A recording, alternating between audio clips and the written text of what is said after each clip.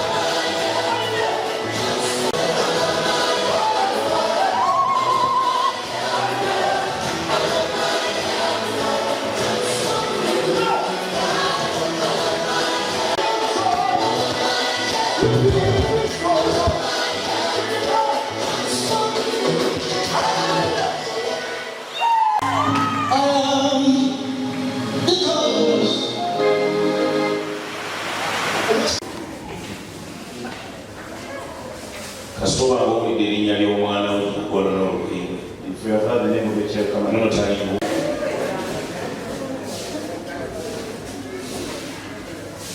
Waliali no mwana ngakaloka mutuuka.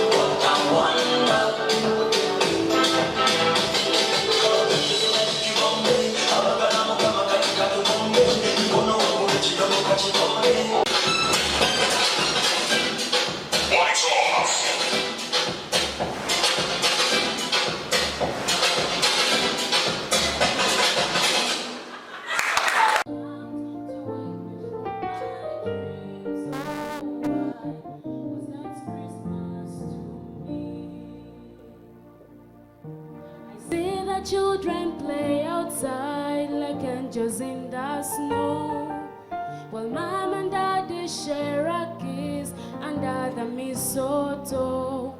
And we cherish all these simple things wherever we may be. Oh, why? 'Cause that's Christmas to me.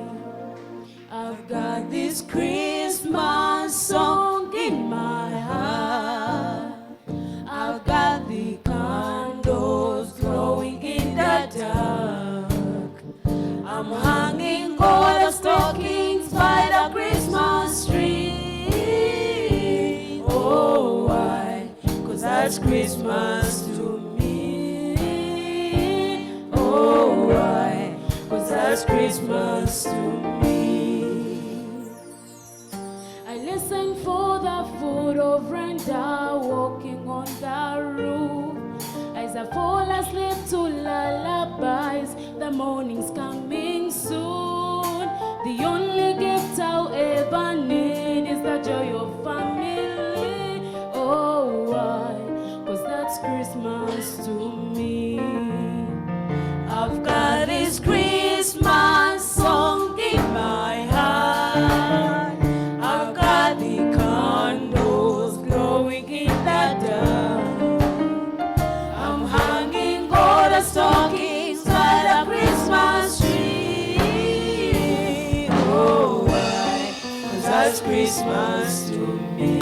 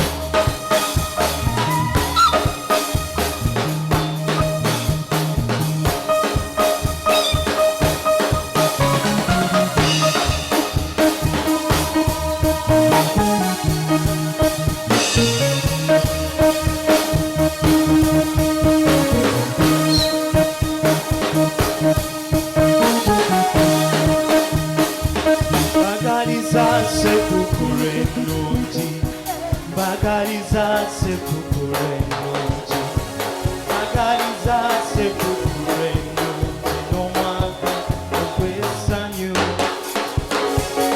Bagaliza sepultura ennungi, bagaliza sepultura ennungi, bagaliza sepultura ennungi n'omwaka ogw'essanyu.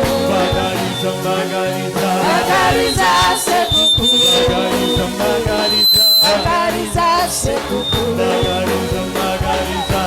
Ekigambo wagenda kubeerawo obutatta bantu, wagenda kubeerawo obulamu mu nsi, wagenda kubeerawo obulamu mu masomero. Twaniriza ekigambo kya Katonda n'engalo zaffe. Kyaniriza mu linnya lya Yesu. Kyaniriza n'amaanyi go gonna. Nsabye ku bazaali. Mukkiriza kuyombagana mu nnyumba yo, temukkiriza kuyombagana abaana bammwe mubagatte, abaana bammwe babeere muntu omu. Let your children be in one accord. Ebyo bye mwetaaga. That is what you need. Wabeerewo enjawulo. Let there be difference. Emmere ereme kubaawula. Let food not separate you. Kubanga oyinza okunayo ng'ekifo eky'omwami ekibaddemu oluyi. Buuza mama wange, ekifo kyange nayodde nkisibyemu olwayi. Kati kyalazeewa. Where is it? Olinaga nange sitegedde. Nawe n'olyoka weezingazinga n'omukuba oluyiba luyita sitegedde. Then you need to slap somebody. Temukuba bantu. Don't slap people. Temulwana. Don't fight. Temukubagana. Don't fight. Mubeere mu kussa kimu. Be in one accord. Ekyo kye mufunyeeko kye muba mugenda nakyo. What you have go with that. Tokaayaniranga oba baziridde ne bazimalawo. Don't struggle. Kabategeere nti ziweddewo. Let them understand it's finished. N'ebiri ebyogamba leka mwezi ekyeggulo, leka mwezi ekyeggulo, leka Let people eat enough. kireme kufuukira lutalo. Let it not be battle for you. Kama hivyo. Vumirira nnyo ekigambo eky'omuntu eyajjeeyo emmundu n'akuba muntu munne, naye ng'obutakkaanya bw'abantu bano ababiri, omu agamba munne dalivansi, omulala agamba gyenzira sirinaayo. Ekyo tekiviirako kutta bulamu bwa muntu, kubanga omuntu ono attiddwa, famire ye n'eggwanga lyaffe liba lifiiriddwa kinene. Njagala kugamba abantu bonna bamukwata mmundu, emmundu tuzikozese mu bifo ebituufu we zigwanidde okukolera. Naye naffe abalumba abalina emmundu twebuulirire nti omuntu gw'olumba alina emmundu ate aliko ekiragiro kyalina gwe tokimanyi, naye ow'emmundu we yeebuulirira naawe atalina mmundu ne weebuulirira, mufune okukkaanya, mufune ansa emu, emirembe gitebenkere mu mitima gyammwe n'abantu abeetoolodde ekifo. Kati ekigambo Yesu kye kigambo kya Katonda. Yesu kye kigambo kya Katonda, naye abantu batadde buteesi erinnya lya Yesu mu kamwa kaabwe, ate ne batateeka Kristo kigambo kya Katonda mu mitima gyabwe. Ekyo senga twaniriza ekigambo kya Katonda mu masomero, mu ofiisezi zaffe, mu malwaliro, mu maka gaffe, mu bufumbo bwaffe, mu bintu byaffe, okutabuka tekugenda kubaawo. Newankubadde kwandibaddewo naye tekwenkanankana na kubeerawo kwa kigambo kya Katonda. N'enguzi yennyini, abantu mu kifo ky'okusembeza ekigambo kya Katonda mu mitima gyabwe bataddemu enguzi. Naye ku mwaka guno nga guggwako, amakulu ga Ssekukkulu kiki? Kukyusa mitima gy'abantu okuvaamu enguzi. Ekigambo kya Katonda kye kiba kiyingirawo, kibba ttaka, ogobye abantu ku bibanja, abantu bo bagenda kulagawa, abo boogoba. Weebuulirire, weebuuseemu, weebuulirire gwe nannyini kibanja, naawe nannyini ttaka. Gwe nannyini kibanja olina okwebuulirira, ne nannyini ttaka olina okwebuulirira nti ettaka lino, ekibanja kino kyennwanira, ettaka lino lyennwanira, ŋŋenda kulikolerako ki? Kyekisooka. Ne bwe mba nina kye ŋŋenda oddikolerako, tekitegeeza nti gobako abantu abo, kubanga abantu baazaalirwa mu nsi eyo bantu ba mu nsi eyo. Kale nno kibba ttaka n'okugoba abantu ku mataka ne ku bibanja ne mu mataka.